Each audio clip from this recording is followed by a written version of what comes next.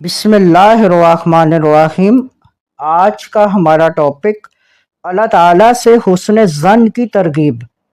حضرت ابو ہریرہ رضی اللہ تعالیٰ عنہ سے روایت ہے کہ سیدنا رسول اللہ صلی اللہ علیہ وسلم نے فرمایا، اللہ تعالیٰ کا ارشاد ہے، یعنی میرا بندہ مجھ سے جیسا گمان رکھتا ہے میں اس کے ساتھ ویسا ہی معاملہ کرتا ہوں۔ اس حدیث قدسی کے پیش نظر ہر مسلمان کو چاہیے کہ اللہ تعالیٰ سے نیک گمان اور اس کی رحمت کی امید رکھے، لہٰذا دعا، عبادت اور دیگر نیک کام کر کے قبولیت کی امید رکھے تو رب تعالیٰ اپنے فضل و کرم سے قبول فرماتا ہے۔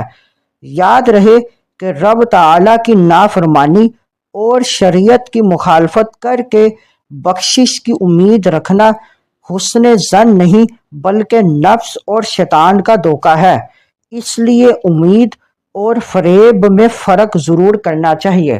مزید معلومات کے لیے ہمارے چینل کو لائک اینڈ سبسکرائب کریں۔